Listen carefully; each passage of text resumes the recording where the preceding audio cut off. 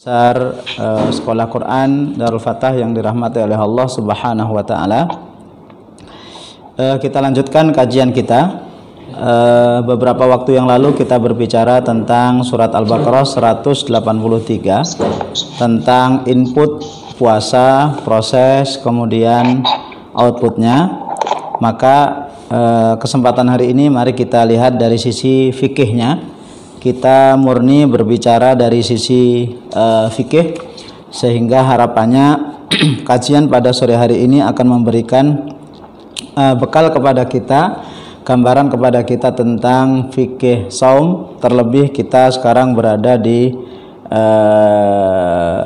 waktu yang sedang Allah Subhanahu wa taala berikan cobaan kepada kita berupa corona. Nah, saum Ramadan itu ulama sepakat tentang wajibnya puasa itu berdasarkan Al-Quran, kemudian sunnah dan ijma' ulama. Kemudian kita tahu puasa Ramadan itu diwajibkan pada tahun 2 Hijriah. Artinya sebelum itu mereka puasa bukan seperti Ramadan, tapi mereka puasanya adalah 3 hari setiap bulan. Nah, ma'asyiral muslimin rahimakumullah. Kemudian yang kedua, pembahasan yang kedua yang ini juga banyak ditanya, termasuk juga banyak yang tanya pada hari-hari ini kepada saya adalah kapan kita mulainya Ramadan. Ini sebagai pengetahuan, karena sebenarnya yang berhak untuk menentukan awal Ramadan dan akhir Ramadan atau awal Syawal itu adalah pemerintah yang berhak. Kita sifatnya hanya ikut, maka kita tidak usah banyak bertanya tentang kapan kita akan mengawali Ramadan. Kita tinggal nunggu keputusan dari pemerintah, karena Indonesia ini terutama pemerintah itu menggunakan pendekatan ru'yatul hilal. Jadi untuk menentukan awal Ramadan, awal Syawal, awal Dzulqa'dah itu ada dengan metode pertama adalah hisab, yang kedua adalah ru'yatul hilal. Hisab itu nanti sering dipakai oleh teman-teman dari Muhammadiyah asal ada wujudul hilal, yaitu di atas 0 derajat, asal hilal itu di atas ufuk, di atas 0 derajat, maka besoknya itu adalah bulan baru. Sementara kalau persis itu mensyaratkan minimal 2 derajat. Nah, sementara kalau Departemen Agama, dan ini juga dipakai oleh Nahdlatul Ulama, itu adalah wujudul hilal. Hilal harus nampak secara kasat mata. Dan ini yang dipakai oleh Kementerian Agama dan kita ikut. Sehingga apakah kita akan memulai Ramadan itu besok atau Sabtu, ya, maka kita nunggu. Dan insya Allah kalau secara hitung-hitungan hilal itu sudah di atas 3 derajat, dan itu sangat mungkin untuk dilihat. Maka yang seperti ini kita serahkan kepada mereka, karena umat Islam itu di bawah kendali Kementerian Agama. Nah, kemudian puasa itu mempunyai beberapa rukun yang harus dipenuhi. Rukun itu sesuatu yang harus ada. Kalau tidak ada, maka dia dianggap tidak sah. Yang pertama adalah al-imsak 'anil muftirat, menahan dari segala yang membatalkan, mulai dari terbit fajar hingga tenggelam matahari. Nah, itu yang pertama, al-imsak, menahan, dan dimulai dari terbitnya fajar. Terbitnya fajar itu ya azan subuh, kemudian tenggelamnya matahari itu ya maghrib. Nah, kemudian ini berdasarkan firman Allah Subhanahu wa taala, wa kulu washrabu hatta yatabayyana lakumul khaytul abyadu minal khaytil aswadi minal fajr thumma atimmus siyama ilal lail. Ya, dan makan minumlah kalian hingga terang bagi kalian benang merah, benang putih dari benang hitam berupa fajar. Fajar diidentikan dengan benang karena dia berbentuk horizontal, yang bawah itu gelap, yang atas itu putih. Maka yang gelap itu berarti malam, minal khaitil aswad, yang putih minal khaitil abyad, itu benang putih, tapi minal fajr, dari fajar. Karena fajar itu ada dua, fajar shadiq dan fajar kadzib. Fajar kadzib itu adalah ketika ada sorot dari sebelah timur, itu sifatnya vertikal ke atas, itu adalah fajar kadzib, fajar yang menipu. Sementara kalau fajar shadiq itu adalah sifatnya horizontal, dan itu adalah pas waktu subuh. Itu yang pertama, yaitu kita menahan. Kemudian yang kedua, niat ingin puasa, dan untuk niat ini bisa kita lakukan dengan dua cara. Yang pertama, dan ini yang paling baik, adalah dilakukan malam, ya, dilakukan malam, artinya sebelum tidur. Mengapa? Khawatir ketika pagi itu kita bangunnya itu terlambat, ya, ketika pagi bangunnya terlambat, misalnya selesai adzan subuh baru bangun. Kalau malamnya itu belum niat, maka itu mayoritas ulama mengatakan itu tidak sah. Tapi kalau malamnya sudah niat, maka itu sah. Kemudian yang kedua, itu juga niatnya itu adalah ya ketika sahur. Maka sahur itu ya niat puasa, nggak mungkin kita sebelum subuh itu akan makan kalau nggak ada niatan untuk puasa. Nah, inilah bedanya antara niat puasa wajib dengan puasa sunnah. Kalau puasa sunnah itu bisa niatnya itu adalah sebelum zuhur, asal dari subuh sampai sebelum zuhur itu tidak makan. Ya, misalnya hari kemarin itu jam-jam 6, jam 7 itu baru ada niat untuk puasa sunnah. Yang sebelumnya dia tidak makan, tidak minum, itu sah. Ya, karena sebelum zuhur, dan itu pernah dilakukan oleh Rasulullah Sallallahu Alaihi Wasallam. Nah, kemudian para ustadz dan ustadzah yang dirahmati oleh Allah, nah ini sekaligus Ramadan ini kita banyak bersama keluarga. Maka bagaimana Ramadan ini adalah kesempatan yang baik untuk mendidik puasa anak-anak kita, dan itu sudah dibahas oleh ulama tentang puasa anak kecil, ya. Kita tidak perlu berbicara masalah puasanya orang kafir dan puasanya orang gila. Nah, sementara kalau puasa anak kecil itu sudah dibahas oleh ulama dalam buku-buku mereka, diantaranya misalnya satu buku Tarbiyatul Mas'uliyatul Ab fi Tarbiyatil Walad, Dr. Adnan Baharith. Kemudian yang kedua Tarbiyatul Aulad fil Hadithi Asy-Syarif, Dr. Khalid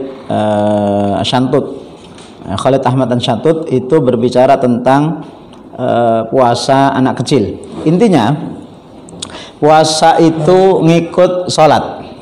Jadi ternyata ulama sudah membahas kepada kita, mengajarkan kepada kita, anak itu seluruh ibadah yang akan dibebankan kepada dia itu ngikutin program sholat. Ya, ngikuti program sholat artinya anak-anak itu diwajibkan sholat itu umur 7 itu sudah muru auladakum. Umur 7 tahun itu sudah pembiasaan untuk sholat. Untuk siap-siap umur 10 tahun itu sudah total harus sholat, baligh atau belum. Nah, artinya umur-umur 5 atau 6 tahun biasakan anak-anak itu untuk mulai diajak untuk paling tidak sahur, ya, kepada para ustadz dan ustadzah yang sudah punya anak umur 5-6 tahun. Itu mulai besok pagi itu ketika kita sahur, kita biasakan mereka juga ikut sahur, walaupun juga agak kesulitan hari pertama, hari kedua mungkin kesulitan. Kemudian ketika mereka sudah mau ikut sahur, nah kemudian salat subuh, setelah itu kita latih dia itu semaksimal mungkin. Ya, biasanya kalau anak-anak itu jam 9, jam 10 itu sudah mulai menyanyi dia, ya, mulai kelaparan, mulai kehausan. Ya, kita latih dia sampai paling tidak zuhur. Nah, dan itu adalah kebaikan yang perlu kita tanamkan kepada anak-anak kita. Nah,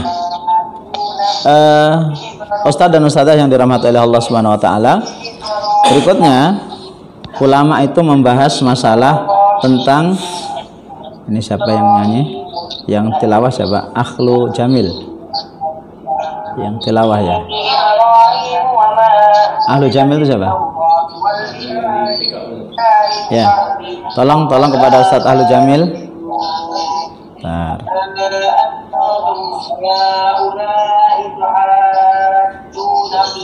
Dah. Baik, dah. Baik. Ini juga sering kita ketemukan di masyarakat kaitannya orang-orang yang mendapatkan dispensasi keringanan untuk tidak puasa tapi bayar fidyah. Ya, tapi bayar fidyah mungkin kalau kita insya Allah enggak. Tapi ini ilmu perlu kita ketahui dan bisa jadi itu akan menimpa di keluarga kita. Maka itu boleh dilakukan atau dia tidak puasa tapi bayar fidyah adalah li syaikhil kabir wal mar'atil ajuz. Ada dua kelompok, yaitu orang yang sudah tua, yang sudah tidak kuat untuk melaksanakan ibadah puasa. Kemudian yang kedua, orang sakit yang secara medis itu tidak ada harapan untuk sembuh. Ya. Orang yang sakit yang tidak ada harapan untuk sembuh, maka mereka diperbolehkan untuk tidak berpuasa dan mereka kemudian wajib membayar fidyah. Ya, membayar fidyah. Nah, itu berdasarkan firman Allah Subhanahu wa taala, wa 'alal ladzina yutiqunahu fidyatun ta'amu miskin, dan wajib bagi orang yang merasa berat dengan puasa untuk memberi makan kepada orang miskin. Nah, besarnya itu adalah sebesar kita sekali makan sampai kenyang plus lauknya. Ya. Maka misalnya orang tua antum, kakek nenek antum sakit yang itu memang tidak mungkin sembuh secara medis, maka itu dibayarkan fidyah. Ya, antum belikan saja misalnya selama 30 hari ke depan ternyata ke orang tua atau keluarga kita ada yang nggak bisa puasa, maka itu bisa dengan cara kita memborong misalnya nasi kotak 30 nasi ya, kemudian kita berikan kepada, nah ini yang harus dilakukan adalah ta'amu miskin, harus sampai ke orang miskin dan itu sifatnya makanan. Ya, seandainya itu sifatnya uang, maka berikan kepada mereka dan kita ada transaksi bahwasanya itu adalah untuk fidyah. Khawatir nanti kalau tidak dikatakan untuk fidyah bisa jadi untuk pembangunan masjid atau pembangunan musola dan seterusnya. Maka untuk fidyah ini beda dengan zakat, betul-betul syaratnya adalah memberi makan kemudian diberikan kepada orang miskin. Nah, dan ini dicontohkan oleh Anas bin Malik, pembantu Rasulullah SAW yang bernama Anas bin Malik. Itu umurnya sangat panjang sampai 103 tahun. Maka ketika beliau sudah tua, ketika nggak bisa puasa, beliau mengumpulkan 30 orang miskin, kemudian langsung dikasih makan, selesai. Sangat praktis sekali. Nah, itu adalah orang yang tidak perlu puasa dan bayar fidyah. Sementara ada orang yang tidak perlu puasa tapi harus mengqadha. Ya, itu yang pertama adalah orang sakit yang diharapkan masih sembuh setelah Ramadan. Kemudian yang kedua orang musafir, orang yang melakukan perjalanan. Maka kata Allah, wa man kana maridan aw ala safarin fa'iddatum min ayyamin ukhar. Nah, orang yang sakit di sini adalah yang sakit yang saat Ramadan besok itu memang tidak bisa puasa. Bukan sekedar sakit ya, sakit yang memang tidak bisa puasa. Kemudian musafir itu adalah orang yang melakukan perjalanan yang di situ dibolehkan seseorang untuk melakukan jamak qashar, minimal perjalanannya adalah 83 km dengan perbedaan ulama, ada yang 92, tapi yang paling rajih adalah 83 km. Nah, jangan salah, nanti antum dari Darul Fatah ke Teluk tidak puasa, kenapa musafir Ustaz? Nah, itu salah paham ya teman-teman Darul Fatah, insyaallah tidak boleh seperti itu. Kemudian yang ketiga adalah seseorang yang dalam keadaan hamil ya. Orang dalam keadaan hamil itu ketika memang tidak kuat untuk puasa ketika hamil, dia bisa tidak puasa, ya, maka dicoba dulu, ya, antum, istri antum yang hamil dicoba dulu. Kalau kuat ya lanjut, tapi kalau nggak kuat ya berhenti. Atau misalnya hari ini puasa, besok enggak, besoknya puasa, nanti kemudian di total di akhir berapa hari dia tidak puasa.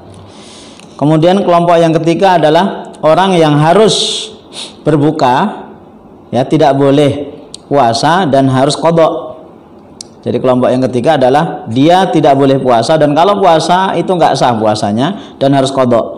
Dan itu ada dua, yaitu orang yang haid dan orang yang nifas. Orang yang haid dan orang yang nifas, ketika dalam keadaan haid, dalam keadaan nifas, puasanya dilarang. Kemudian begitu selesai haid dia berpuasa, ketika selesai nifas dia berpuasa. Maka nanti ketika haid dan nifasnya berapa hari di bulan-bulan setelah Ramadan itu dibayar. Nah, kemudian kapan kita tidak dibolehkan berpuasa? Ya, ada hari-hari yang kita tidak boleh puasa. Di antaranya yang disepakati adalah puasa Idul Fitri, Idul Adha. Kemudian puasa pada hari tasyrik, ya, tanggal 11, 12, 13. Kemudian yang berikutnya adalah puasa hari syak, hari yang diragukan. Kayak hari ini nih, hari Kamis, ya, itu hari Kamis ini apakah kita puasa atau tidak? Ini yaumul syak, hari yang dikhawatirkan, karena hari ini di Saudi hari ini tanggal 30, kita hari ini di sini tanggal 29. Nah, maka itu yaumul syak, hari yang dikhawatirkan apakah, atau mungkin besok kebetulan kok belum ketahuan, ya, belum ketahuan apakah puasa atau tidak, maka jangan puasa. Tapi kalau begitu nanti malam itu Kementerian Agama menyiarkan, ya, tentang sidang isbat, maka ya besok puasa, besok belum puasa. Kemudian yang berikutnya para ustadz dan ustadzah yang dirahmati oleh Allah Subhanahu wa taala, di antara yang tidak boleh dilakukan di puasa adalah ketika puasa wisol. Puasa wisol itu puasa yang dilakukan terus-menerus tanpa berhenti. Ini biasanya ketika ada seseorang punya keinginan, ya, seseorang punya keinginan, itu dia puasa wisol. Jadi puasa itu nyambung. Bisa 3 hari, 4 hari. Nah, itu dalam Islam dilarang. Kemudian juga puasa yang terus-menerus, puasa setahun penuh, 2 tahun penuh. Nah, itu adalah puasa-puasa yang tidak diajarkan oleh Rasulullah SAW. Termasuk juga puasa sunnahnya seorang perempuan sementara suaminya ada. Maka kalau ibu-ibu pengen puasa harus minta izin dulu kepada suaminya. Kemudian para ustadz dan ustadzah yang dirahmati Allah, mari kita mulai pada tataran teknis. Apa yang disunahkan ketika Ramadan. Ya, ini tolong, walaupun ini sering kita lakukan tapi suka lupa. Kita mulai dari sore, ya. Jadi yang pertama nanti malam, ya, misalnya antum ada melihat hilal, maka itu ada doanya, Allahumma ahilla alaina bil amni wal bil yumni wal amni wassalam Rabbi wa rabbukallah. Jadi begitu kita ngelihat hilal, yaitu kita berdoa kepada Allah Subhanahu wa taala, Allahumma ahilla alaina, ya Allah berikan kepada kami bil amni, keamanan, al yumni, keberkahan, wassalam, dan keselamatan, Rabbi, Tuhanku, wa rabbuka, dan Tuhanmu, wahai hilal, ya, itu Allah. Karena ada agama yang menyembah bulan, maka ketika kita melihat hilal itu adalah kita berdoa kepada Allah Subhanahu wa taala, memohon kebaikan dan keselamatan dengan datangnya hilal itu. Kemudian juga sebelum Ramadan juga kita disunahkan untuk berdoa, Allahumma sallimni ila Ramadan wa sallim Ramadan li wa tasallamhu minni mutaqabbala. Allahumma sallimni ila Ramadan. Ya Allah, serahkan aku kepada Ramadan. Ya. Artinya ya Allah berikan aku kesempatan untuk bisa totalitas melayani tamu yang bernama Ramadan. Wasallim Ramadan ali, dan serahkan Ramadan untukku ya Allah. serahkan kebaikan-kebaikan Ramadan itu untuk saya, sehingga tidak ada yang terluput dari Ramadan. Semua kebaikan-kebaikan Ramadan itu bisa kita ambil, sekecil apapun itu. Karena Rasulullah SAW itu kan bersabda, bu'dan liman adraka ramadhana falam yughfar lahu, celaka orang yang bertemu bulan Ramadan dan dia tidak mendapatkan ampunan. Ya, siapa mereka? Orang-orang yang tidak memaksimalkan bulan Ramadan. Nah, itu jadi nanti malam kalau antum lihat hilal, itu sunahnya adalah membaca doa. Kemudian setelah itu ya kita laksanakan sholat maghrib, isya, kemudian tarawih. Tarawih itu sering menjadi berdebat. Kita tidak berbicara masalah berapa rakaatnya, tapi tarawih itu kan dari kata-kata rohah. Tarawih itu tirwah. Rohah itu artinya apa? Istirahat.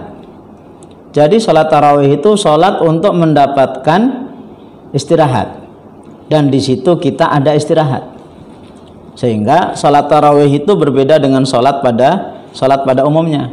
Sholat tarawih yang baik itu adalah sholat yang dilakukan dengan tenang, tidak tergesa-gesa dan lama. Ya, ini secara umum ya, walaupun nanti kalau pas corona ini beda lagi. Tapi secara umum, kalau kita sholat tarawih itu jangan buru-buru ya, dan sebaik-baik sholat itu adalah yang panjang ketika membaca Quran berdiri itu. Nah, sekaligus ini kepada antum, para ustadz, ustadzah, para orang tua, para santri, kalau misalnya nanti memang kita sholat tarawihnya itu di rumah, itu kesempatan antum paling baik untuk murojaah, itu ya. Nanti para ustadz, para ayah, para anak-anak yang bergabung, mungkin orang tuanya, bapaknya nggak ada, mau nggak mau kita harus jadi imam. Ya, maka mulai hari ini, kesempatan ini, nanti malam kita misalnya memang betul-betul 1 Ramadan, antum udah harus siapkan itu. Nanti malam juz 1 misalnya. Nanti malam misalnya juz 1. Ya sudah, sekarang murojaah. Murojaah juz 1. Juz 1 ya, mulai dari alif lam mim ya, itu sampai sebelum tilka ummatun qad khalat laha makasabat walakum wa alaiha walakum makasabtum. Nah, itu kita jadikan misalnya 1 malam 1 juz misalnya. Maka untuk murojaah, karena apa? Sebaik-baik murojaah Quran itu adalah ketika sholat. Maka Rasulullah SAW dan para sahabat itu kenapa sholatnya itu hafalannya kuat? Itu enggak ya, murojaahnya biasa aja. Bahkan Rasulullah itu kalau pas Ramadan murojaahnya itu khatam kadang sekali, kadang 2 kali. Ya kita jangan ngambil kalau begitu sekali 2 kali aja, kita enggak. Maksud saya adalah kita maksimalkan Ramadan itu terutama sholat tarawih ya. Kalau pas kita itu terutama sholat sendirian atau bersama keluarga, manfaatkan untuk murojaah, karena murojaah paling baik itu adalah di dalam sholat. Rasulullah itu trik atau kiat untuk menguatkan hafalan kan hanya 3 ya, pada para ustadz, ustadzah, baik yang guru tahfidz ataupun bukan, ikutin dan amalkan ini ya. 1, Rasul itu terbiasa mendengarkan bacaan orang. Dalam hal ini contohnya adalah Abdullah bin Mas'ud, ketika duduk Rasulullah mengatakan Iqra, baca, kata beliau, kata Rasul, kata Ibnu Mas'ud, a'aqra'u wa 'alaika unzil ya Rasulullah, apakah saya membaca Al-Quran sementara Quran itu diturunkan kepadamu? Kata beliau, uhibbu an asma'a min ghairi, saya ingin mendengarkan dari orang lain. Maka Ibnu Mas'ud membaca Al-Quran waktu itu surat An-Nisa, dan Rasulullah menyimak.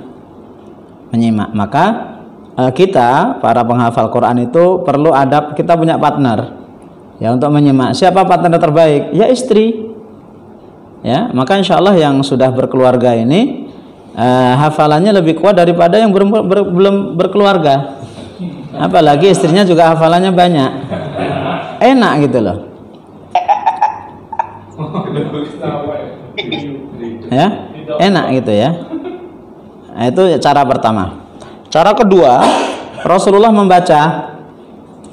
membaca didengarkan oleh Jibril ya, dan itu biasanya di bulan Ramadan ya, Rasulullah membaca, kemudian Jibril mendengarkan ya. Maka Rasul itu berhenti di mana Jibril berhenti.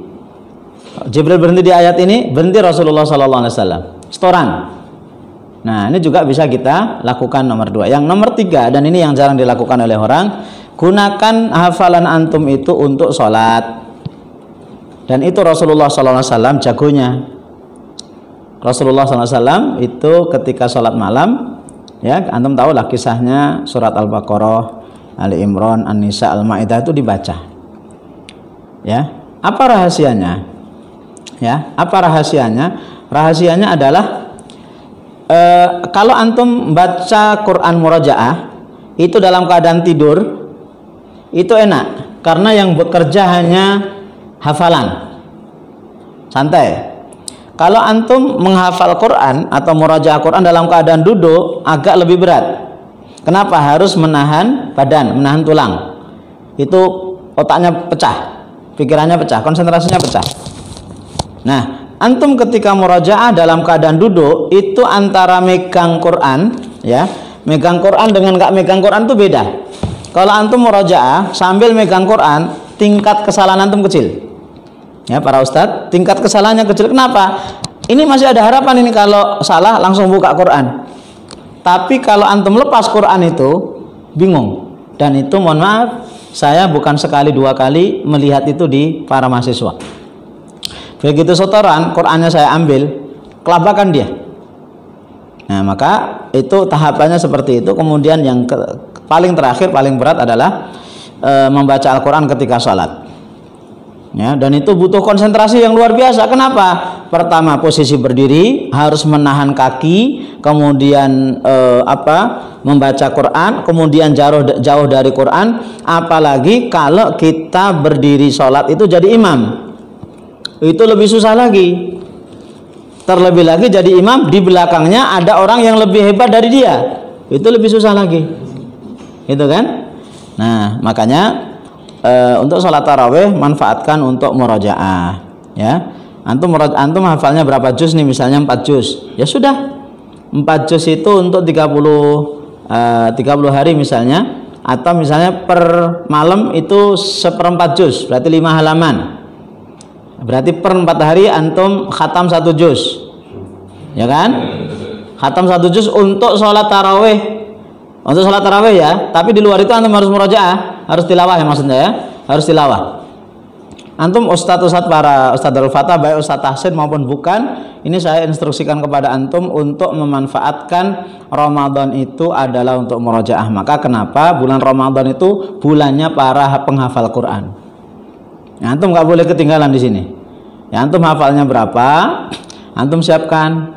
Antum hafalnya 1, ya sudah 1 itu per 4 hari khatam, per 4 hari selesai 1, dan itu akan menguatkan hafalan. Antum hafalnya 2 juz, berarti per 8 hari 2 juz terus begitu sambil tilawah di waktu yang lain. Jadi itu ya. Kemudian setelah itu kita istirahat, kemudian sebelum tidur niatkan untuk besok saya mau puasa.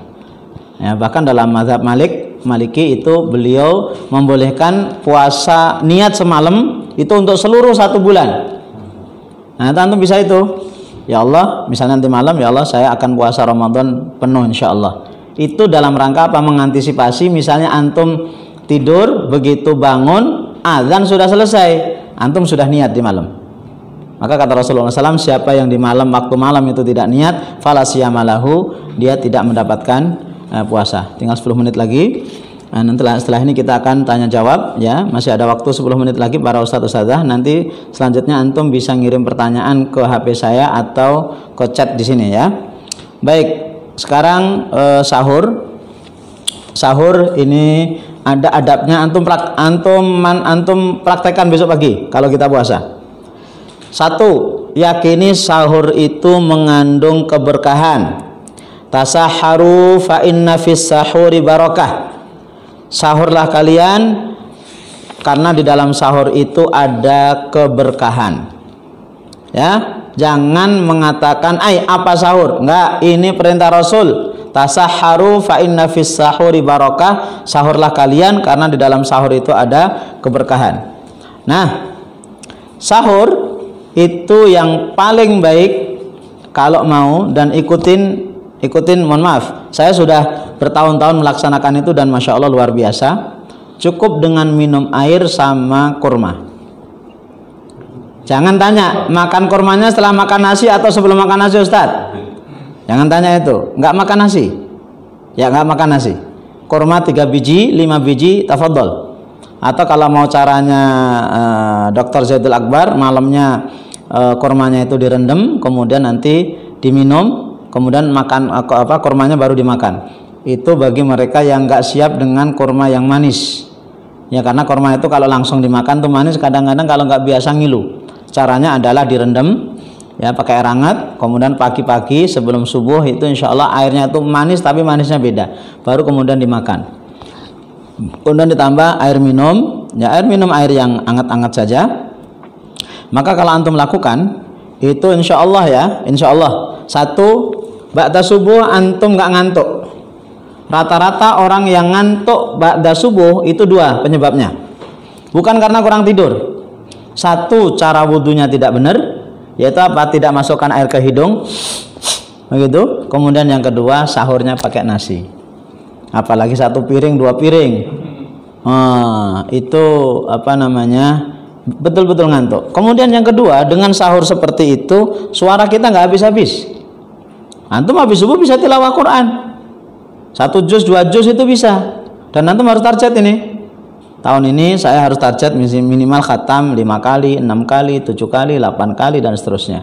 Itu salah satu pendukungnya adalah sahur dengan kurma sama air air putih, air hangat kalau ada, ya. Kemudian yang berikutnya, biasakan sahur itu menjelang waktunya subuh. Taruhlah sekitar 20 menit sebelum azan subuh antum sudah mulai sahur. Sekarang jam 4:42 subuh itu, berarti jam 4:20 antum sudah siap-siap untuk sahur. Ya, sahur sekitar 10 menit, kemudian sikat gigi dan seterusnya, persiapan subuh, kemudian habis itu kita ke masjid. Jadi jangan sahur nanti ba'da isya sahur, jam 1 malam sahur, kemudian jam 4 sahur. Nah, itu bukan sahur, itu namanya makan yang dipercepat. Kemudian yang berikutnya, jangan biasakan ketika habis sahur itu tidur ya.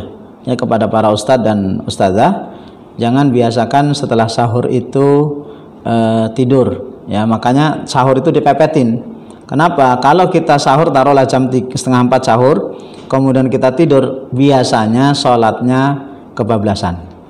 Ya, sholat subuhnya biasanya kebablasan. Maka kita atur. Nah, untuk kepada yang punya anak ya tentunya lebih agak dipercepat ini bangunnya. Kadang-kadang anak itu bangunnya susah ya, sehingga kita perlu untuk menyiapkan itu semuanya. Dan kepada para ustadzah, ini adalah amal yang paling baik untuk para ustadzah untuk menyiapkan sahurnya, dan kepada para abi, para ayah untuk membantu bundanya menyiapkan segala yang dibutuhkan. Itu sunnah Rasulullah SAW yang ditinggal itu adalah sahur. Walaupun nggak sahur pun kita kuat bisa jadi ya.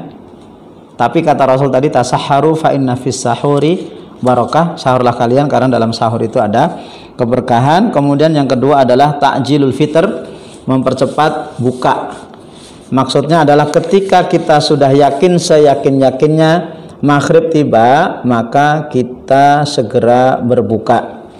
Jangan kuat, bukan masalah kuat gak kuat, kita ingin menghidupkan sunnah Rasulullah Sallallahu Alaihi Wasallam. Dan juga ketika berbuka itu Rasul suka ngajarin minum sama makan kurma. Nanti makan besar itu setelah sholat maghrib. Kita biasanya kalau sepekan pertama itu, kalau sudah buka puasa itu biasanya ya dirapel lah ya, itu kurang pas. Kita perlu mengikuti sunnah Rasulullah sehingga nanti sholat maghribnya itu kita tidak ketinggalan. Kemudian yang kedua, kita juga tidak ngantuk gitu ya. Nah, di sini kebiasaan kita kalau buka itu biasanya dengan 2, satu gorengan, yang kedua es. Coba antum tahun ini relakan untuk tidak minum es ya, relakan untuk tidak minum makan gorengan. Dicoba aja Dan memang ada yang kurang, sampai ada ustadz yang mengatakan kalau Rasulullah dulu itu ada tempe goreng dan tahu bunting, Rasulullah buka pakai tempe goreng dan tahu goreng sama bakwan. Saking senangnya orang Indonesia itu dengan makan yang namanya goreng-gorengan itu. Tapi yang pasti itu adalah begitu azan maghrib tiba, maka antum buka, dan jangan mencari masjid yang paling cepat azannya. Karena ada ulama yang mengatakan kalau kita buka puasa, kemudian kita yakin sudah maghrib, ternyata maghrib sebenarnya belum masuk. Begitu ada Allahu Akbar, kita minum. Ternyata itu azannya salah. Maka ulama mengatakan dia wajib qadha. Wajib qadha. Ya, wajib qadha. Itu seperti itu. Maka ya pastikan satu, gunakan jamnya jam internet. Termasuk juga kalau kita ke masjid dilihat jamnya itu benar apa enggak. Ya, begitu yakin ya sudah bismillah. Ya. Tapi kalau belum yakin kok yang lainnya belum adzan, di sana sudah adzan, jangan itu sunnah Rasul, bukan begitu. Ya, dilihat dulu apakah itu benar atau tidak. Nah, cuma kadang-kadang kita ini kalau subuh nyari yang paling terlambat adzannya, kalau maghrib nyari paling cepat. Ya, itu dilihat dulu ya. Dan sekarang sudah ada jadwal imsakiyah, kemudian jam sudah, tinggal kita cocokin aja. Ya, tinggal cocokin saja. Ya, kemudian yang berikutnya adalah ketika kita berbuka itu manfaatkan untuk berdoa kepada Allah Subhanahu wa taala, karena dalam masa-masa puasa itu adalah doa-doa seorang yang berpuasa itu sangat dianjurkan oleh Allah Subhanahu wa taala dan oleh Rasulullah SAW. Dan itu pernah kita bahas di pertemuan yang lalu tentang ayat yang nyelip. Ya, wa idza sa'alaka 'ibadi 'anni fa inni qarib, itu ayat yang berada di antara ayat-ayat puasa, padahal ayat itu adalah tidak ada hubungannya dengan puasa secara langsung. Maka dalam ilmu munasabah itu ayat yang berkaitan tentang doa kenapa diselipkan? Karena salah satu amal ibadah yang dilupakan oleh orang ketika puasa adalah berdoa kepada Allah Subhanahu wa taala. Dan saya himbau dari sini antum untuk banyak berdoa kepada Allah, terutama agar Allah Subhanahu wa taala mempercepat hilangnya virus corona ini, sehingga kita bisa bertemu secara fisik, bertemu dengan anak-anak, bertemu dengan para ustadz. Kita sudah kangen sama antum, dan antum juga pasti sudah kangen dengan yang lain, ingin ketemu, ingin ngajar lagi. Dan ternyata ngajar pakai online itu ternyata lebih melelahkan daripada ngajar di kelas. Itu kita sudah coba, sehingga ya berdoalah kepada Allah Subhanahu wa taala agar Allah Subhanahu wa taala segera menghilangkan penyakit ini, ya. Bahkan wa kana Abdullah idza aftara yaqulu Allahumma inni as'aluka bi rahmatika allati wasi'at kulla syai' an taghfirli. Abdullah bin Abbas itu ketika buka itu bukan hanya sekedar yang diajarkan oleh Rasulullah SAW, zahabat wa ma wa batallatil uruq wa thabatul ajru insyaallah. Itu Abdullah itu doa kepada Allah untuk minta ampunan kepada Allah Subhanahu wa taala. Ya, minta ampunan kepada Allah Subhanahu wa taala. Maka antum kalau sedang berbuka itu antum kira-kira minta apa nih? Ya, minta apa nih? Minta keluarga sakinah, antum minta panjang umur, antum minta jodoh, ya, yang belum punya jodoh minta jodoh. Itu ada target minta apa nih? Baik, alhamdulillah.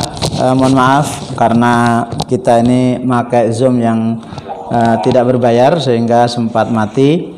Mohon maaf kepada ustadz dan ustadzah yang tadi ada beberapa yang masuk pertanyaan, bisa diulang lagi pertanyaannya, ya, bisa diketik lagi karena hilang. Ya, baik, ini ada pertanyaan. Assalamualaikum. Waalaikumsalam warahmatullahi wabarakatuh. Afan Ustadz, Afin akan tanya mana yang lebih afdal, salat tarawih atau salat tahajud ketika kita kerjakan di bulan Ramadan. Salat tahajud dan salat tarawih itu dua salat yang berbeda. Tarawih itu salat yang dikerjakan hanya di bulan Ramadan, sementara tahajud itu adalah salat yang dilakukan di Ramadan dan di luar Ramadan. Ya, di Ramadan dan di luar Ramadan. Sehingga ketika antum sudah salat tarawih ba'da isya, maka antum malamnya pun masih bisa salat tahajud. Ya, masih bisa salat tahajud. Sehingga salat tarawih dengan salat tahajud itu adalah salat yang berbeda, walaupun ada yang memilih bahwasanya salat tahajud dengan salat tarawih itu sama. Kalau di Ramadan tarawih, kalau di luar Ramadan tahajud. Tapi kita bisa lihat di Masjidil Haram dan Masjid Nabawi, terutama 10 malam terakhir, mereka itu salat tarawih itu ba'da isya jam 9 sampai jam 11, nanti jam 1 sampai menjelang subuh mereka salat tahajud dalam rangka untuk menghidupkan malam-malam itu. Baik, silahkan yang lain. Di sini tidak ada pertanyaan. Fadhal Ustaz, ini langsung. Terkait dengan sahur ya. Sahur. Sahur kan kalau pribadi mungkin memang diusahakan untuk kayak rumah atau maksudnya itu bisa. Tapi memang kendalanya kan kita harus membersamai anak dalam sahur kita. Baik. Kita bersama nggak pakai makan kan, nggak jadi bersama-sama. Ya. Gimana? Baik.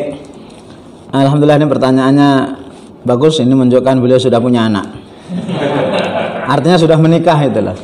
Kalau belum menikah itu susah mau tanya apa itu kan. Jadi ketika kita sudah punya anak, kemudian kita sahurnya pakai kurma, itu gimana dengan anak kita? Jadi itu saat yang paling baik untuk melatih dan memberikan doktrin kepada anak. Ingat, anak kecil itu apa yang kita doktrin mesti masuk. Tapi kalau sudah gede sedikit itu agak ngeyel.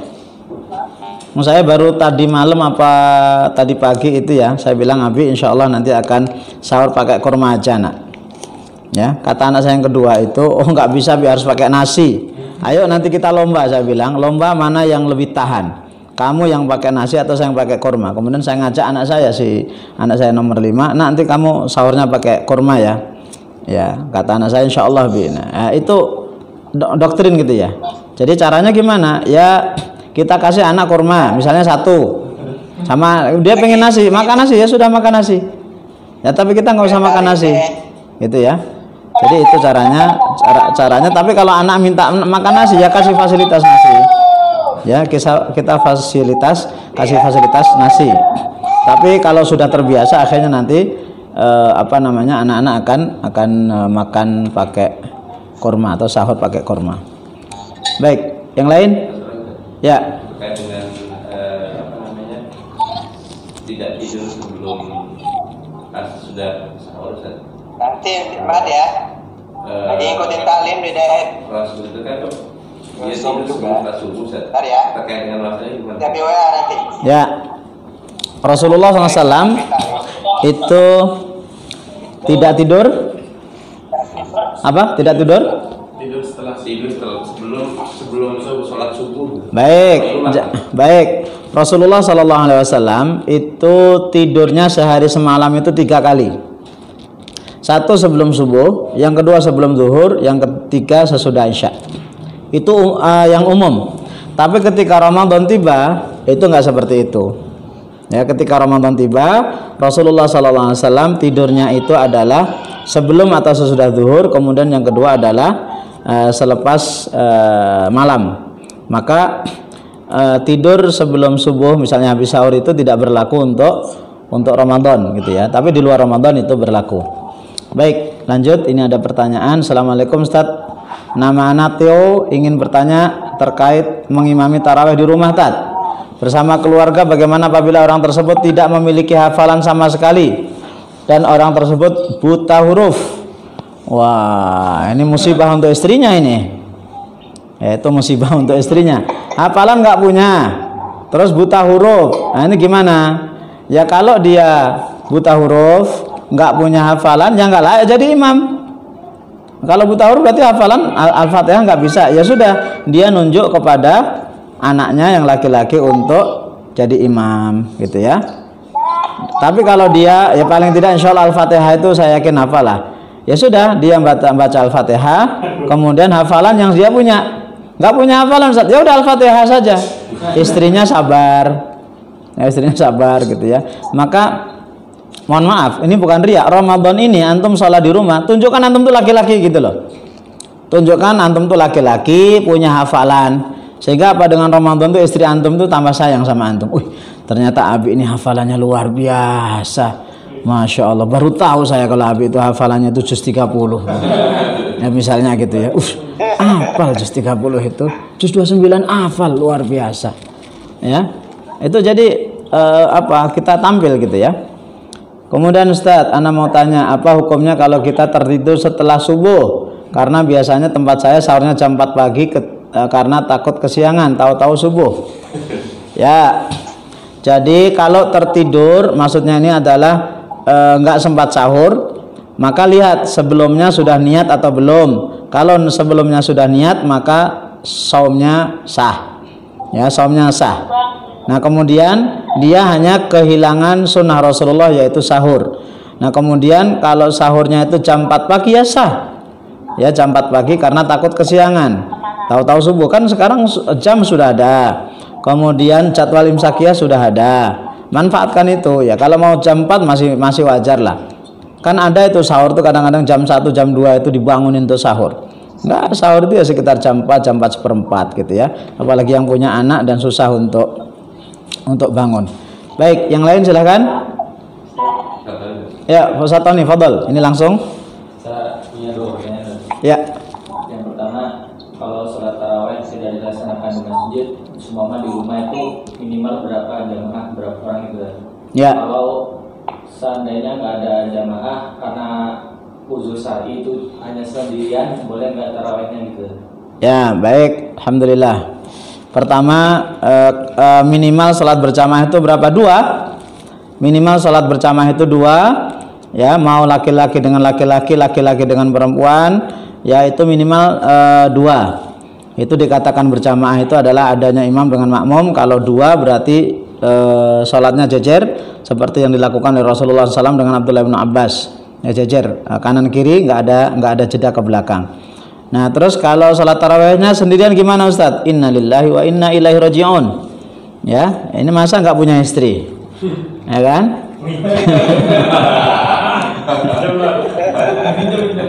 Ya, ya itulah nikmatnya salat berjamaah itu kalau ada istri. Ya, jadi kalau sendirian ya sah-sah saja, salat sendirian, salat tarawih sendirian sah-sah saja, gitu ya.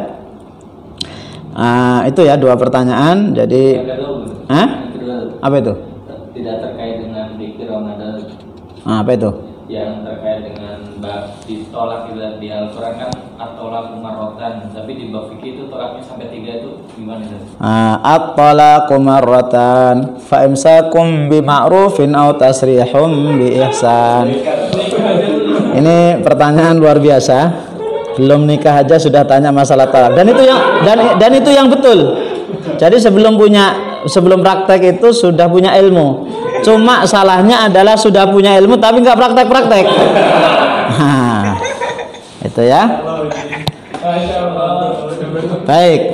Tolak itu ada 2, sementara di bab fikih itu ada 3. Itu apa salah? Enggak. At-tolak marratan yang dimaksud dengan tolak 2 kali itu adalah tolak bain, tolak roja'i. Tolak roja'i itu talak yang seseorang itu masih mungkin untuk kembali dikasih kesempatan 2. At-tolak marratan. Misalnya ada suami mengatakan kepada istrinya, saya cerai kamu. Talak 1 jatuh. Kemudian ketika masa iddah itu dia kembalinya laki-laki ke perempuan dengan 2. 1 ngomong saya rujuk lagi sama kamu. Kemudian yang kedua atau hubungan badan. Itu kalau masa iddah itu masih dia kembali, masa iddah itu tergantung. Kalau umumnya itu adalah wal mutallaqatu yatarabbasna bi anfusihinna thalathata quru, 3 kali suci, ya. Kemudian kalau di anak-anak itu 3 bulan, orang yang sudah enggak haid 3 bulan, orang yang hamil itu adalah sampai melahirkan. Itu ketika rujuk maka dia berhak jadi istrinya dan tidak harus mengulang lagi nikah. Kemudian setelah itu ada masalah, setelah 2 tahun 3 tahun dia suami mengatakan lagi saya cerai kamu, maka sudah jatuh talak yang kedua. Dan ketika dia rujuk sudah nggak masalah. Tapi ketika dia tidak rujuk, ya maka sudah dia kemudian sudah bukan istrinya. Atau misalnya dia rujuk, ya kemudian setelah rujuk itu berarti 2 talak ini sudah dipakai ini. Tidak harus diingat. Nah, kok yang ketiga ada masalah lagi, kemudian dia mengatakan saya cerai kamu, maka at-talaqu marratan ini tidak berlaku lagi. Berlakunya adalah tolak bain yang di bawah. ya, hatta yankihna azwajan ghairaha, sehingga si perempuan itu nikah dengan laki-laki yang lain. Itu namanya tolak bain. Begitu yang ketiga, saya cerai kamu, maka setelah itu suami istri harus pisah secara totalitas, dan si perempuan itu nggak boleh nikah lagi dengan si laki-laki itu, kecuali kalau si perempuan ini nikah lagi dengan laki-laki yang lain, kemudian laki-laki itu mencerai, dan itu tidak boleh direkayasa. Bini gue kamu nikahi sebulan aja ya, habis itu cerai. Nah, itu nggak boleh. Itu namanya muhalil dan muhalilah. Rasulullah SAW melaknat orang yang muhalil, orang yang menghalalkan, dan muhalilah yang muhalalahu, yang minta dihalalkan. Itu nggak boleh. Maka yang seperti ini at-talaqu marratan itu nggak salah, ya. Dalam arti 2 talak itu yang kesempatan untuk bisa kembali lagi. Kalau nggak kembali lagi baru dia bain. Baik, Ustaz. Assalamualaikum warahmatullahi wabarakatuh. Izin bertanya, bagaimana jika sedang sahur terus terdengar azan sedangkan makanan belum habis atau selesai, bagaimana sebaiknya? Aduh, dilihat dulu makanannya enak apa enggak gitu ya. Ya. Jadi ingat kembali kepada firman Allah Subhanahu wa taala surat Al-Baqarah 187. Ya, wa kulu washrabu hatta yatabayyana lakumul khaytul abyadu minal khaytil aswadi minal fajr, dan makan minumlah hingga terbit fajar. Semua ulama sepakat begitu adzan subuh, adzan yang kedua ya, itu kalau masih ada makanan itu dimuntahkan, kemudian kumur-kumur dimuntahkan, ya, masih ada makanan dimuntahkan, dan ulama sepakat. Ustaz, gimana dengan sabda Rasulullah SAW, hadis Abu Dawud, ya, idza sami'a ahadukum an-nida wa fi yadihi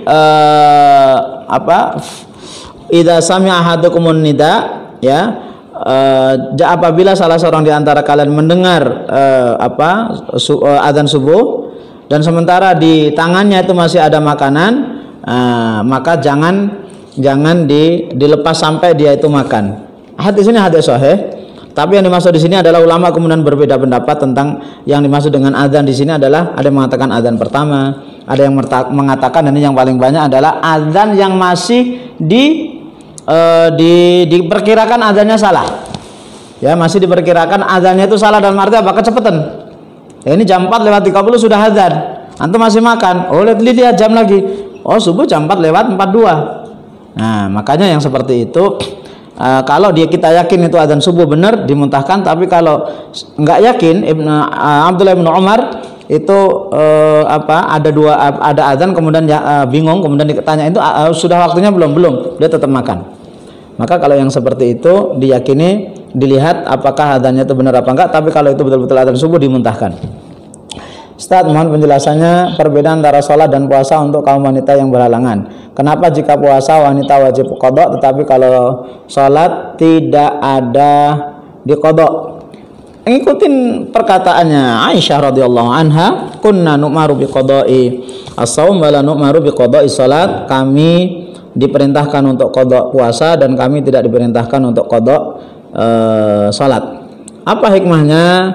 Yang pertama, hikmahnya adalah ngikuti apa yang dikatakan oleh Aisyah radhiyallahu anha, dan beliau adalah sahabat yang terbaik, bahkan istri Rasulullah SAW, dan nggak mungkin beliau itu akan membuat hukum tanpa dari Rasulullah SAW. Kemudian yang kedua, jumlah sholat wajib itu sangat banyak.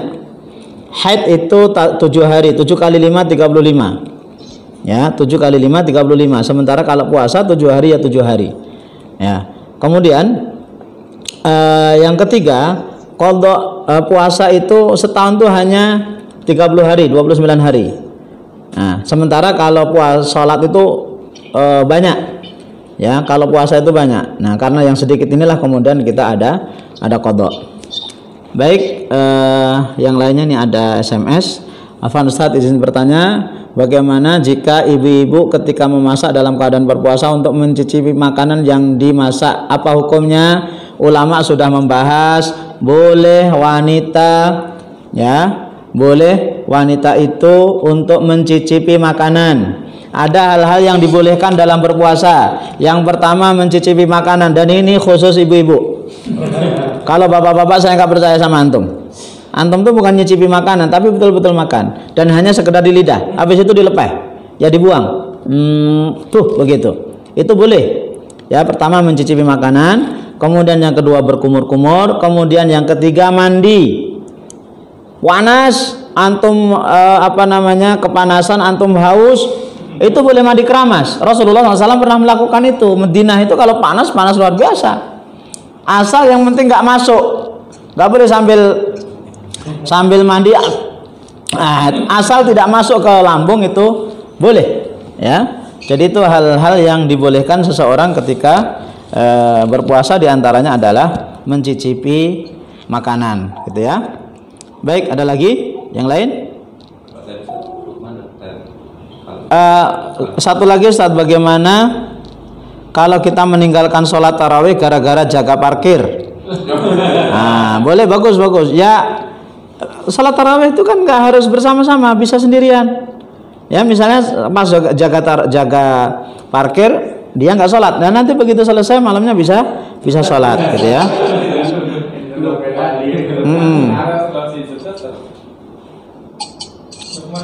Ustaz, di sekitar rumah anak ada yang masih menjalankan tarawih berjamaah, namun ada kekhawatiran tentang keamanan. Namun apabila sholat di rumah tidak ada yang bisa menjadi imam, bagaimana sebaiknya Ustaz? Apakah lebih baik kalau nggak jadi imam, ya cari imam dulu? Ini berarti perempuan, ya akhwat, ini berarti harus nyari imam. Ya, nanti ya cari imam, insya Allah. Ya, jadi kalau khawatir nggak kuat atau takut ada ada hal-hal yang seperti itu, maka sholat sendirian di rumah. Ya, sholat sendirian di rumah, ya, kepada para akhwat, atau mungkin sama temennya satu kos-kosan, sholat berjamaah, gantian murajaah, ya antum hafal juz 30, gantian. Ya, jadi bisa misalnya di kos-kosan kamarnya berbeda, ya sudah bergabung waktu tarawih, bisa insyaallah. Afwan Ustaz, mohon penjelasannya terkait sahur. Anak pernah dengar ceramah di masjid terkait sahur bahwasanya sahabat Rasul Umar pernah bersahur sampai iqamat. Wallahu alam. Saya nggak tahu nih dari mana ini. Ya, masa qomat masih sahur, wallahu alam, saya nggak tahu. Ya, karena firman Allah Al-Baqarah 187 itu tegas, wa kulu washrabu hatta yatabayyana lakumul khaytul abyadu minal khaytil aswadi minal fajr.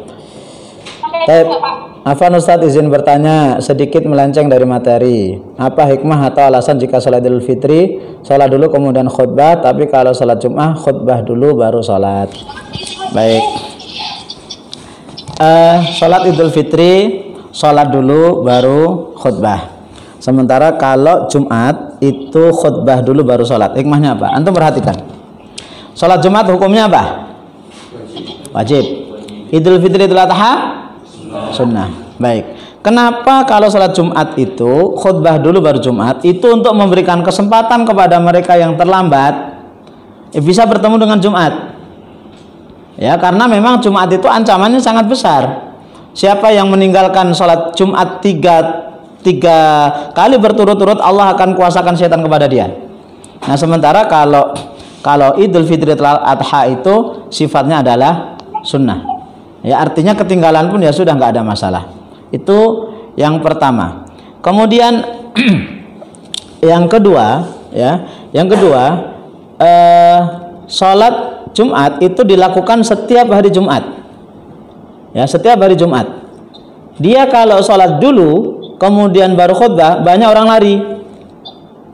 Tapi kalau khutbah dulu baru Jumat, mau nggak mau dia harus nunggu khutbah. Ya, nunggu khutbah. Ya, karena dia mau nyari Jumatannya, bukan nyari khutbahnya. Oke? Tapi kalau Idul Fitri Idul Adha, kenapa kok dia itu sholat dulu baru khutbah? Ya karena memang orang nyari itu sholat itu diantaranya adalah sholatnya sama mau ketemu sama istilahnya lebaran lah. Maka mau nggak mau juga dia harus nunggu. Ya, dia harus nunggu khutbah. Itu kenapa dibedakan antara Jumatan dengan Id. Baik, kalau masih ada. Baik, tidak ada. Insyaallah ini yang ya Ustaz Miftah, fadhal. Fidyah tadi Fidyah kan memberikan makan orang kepada Ya. makan dan lainnya. Itu seberapa banyak orangnya? Berapa banyak jumlah? Fidyah itu yang penting adalah seberapa lama kita meninggalkan puasa. Ya, misalnya total nggak puasa 30 hari, ya berarti 30 paket. Apakah 30 paket itu diberikan kepada 30 orang miskin? Sah. Atau 30 paket diberikan kepada 10 orang miskin, berarti satu orang 3 paket. Sah. Misalnya hari ini 10, besok 10, besok 10 sah. Atau bahkan satu orang sah. Nyari orang miskin nggak ada, cuma satu orang, yaudah kasihkan ke dia. Nggak masalah, yang penting 30-nya. Nah, dia nggak puasa sebulan, setengah bulan, ya 15. Setelah itu misalnya dia bisa, atau mungkin ada halangan yang lain, ya itu udah 15 saja gitu ya. Jadi dilihat tergantung paketnya itu. Ya, satu orang boleh, 10 orang boleh. Gitu. Baik, ini ayat terakhir ya. Ada yang lain? Ya. Terkait dengan fidyah. Fidyah. Jadi istrinya sebelum Ramadan ini hamil. Ya. Sudah Ramadan ini lahiran. Jadi yang Ramadan kemarin belum dibayar. Bayar fidyahnya seperti apa, dan Ramadan ini gimana? Baik, untuk wanita yang hamil dan melahirkan itu ulama menjelaskan secara rinci. Satu, mereka memasukkan orang yang hamil dan menyusui itu masuk kepada orang yang marid, orang yang sakit, sehingga mereka harus fi qada di bulan yang lain. Ya. Qada bukan di bulan yang lain. Itu secara umum. Bahkan nanti ada rincian, kalau dia khawatir terhadap diri sendiri cukup qada. Dalam mazhab Syafi'i itu sangat rinci. Tapi kalau dia itu khawatir kepada anaknya, dia qada plus fidyah. Ya, qada plus fidyah. Nah, lalu bagaimana dengan tahun yang lalu belum dibayar, sementara sekarang sudah melahirkan? Maka satu, ulama mengatakan istighfar kepada Allah Subhanahu wa taala karena menunda-nunda gitu ya. Kemudian yang kedua, nanti nunggu selesai dia kuat. Ya, selesai dia kuat. Artinya kalau dia kuat kemudian dia bayar lagi. Ketika dia memang betul-betul sudah berusaha, kemudian dia tidak kuat, maka kita menggunakan pendapat Ibnu Abbas dan Ibnu Umar, Abdullah bin Umar, bahwasanya wa 'alal ladzina yutiqunahu fidyatun ta'amu miskin adalah termasuk diantaranya adalah al-hubla wal murdi, orang yang hamil dan orang yang menyusui, ketika memang itu tidak ada kesempatan. Mohon maaf, saya jangan ketawa ya. Saya menggunakan itu sering istri saya. Istri saya itu saya nikah 2002. 2003 itu lahiran, otomatis sebelumnya nggak bisa puasa. 2004 itu nggak bisa puasa karena hamil dan menyusui. Terus begitu, total istri saya itu bisa puasa itu beberapa waktu yang lalu. Ya, wallahualam tahun ini. Ya. Nah, insya Allah. Ya kan corona negatif. Nah seperti itu nggak bisa. Oh masa 2002 sampai 2000 taruhlah 2000 terakhir 2017. 17 tahun mau qada dikali 30 hari nggak mungkin. Maka seperti itu kita bayar fidyah. Maka dicoba dulu. Istri saya sering nyoba. Begitu puasa ternyata lemes nggak kuat. Begitu puasa ternyata air susunya nggak ada. Ya sudah. Dicoba lagi dengan puasa enggak gitu ya. Maka kita coba dulu. Nah ketika total nggak bisa baru alternatif yang terakhir tadi. Baik, ini yang bisa Anda sampaikan, mudah-mudahan bermanfaat. Insya Allah kita akan ketemu lagi di lain kesempatan. Sekali lagi pesan Ana kepada Ana pribadi dan antum semuanya, manfaatkan waktu Ramadan semaksimal mungkin. Terlebih kita banyak berada di rumah, ya, target-target dalam Ramadan itu kita hidupkan sehingga betul-betul kita bisa keluar dari Ramadan itu dalam keadaan la'allakum tattaqun. Subhanakallahumma bihamdika asyhadu an la ilaha illa anta astaghfiruka wa atubu ilaik. Assalamualaikum warahmatullahi wabarakatuh.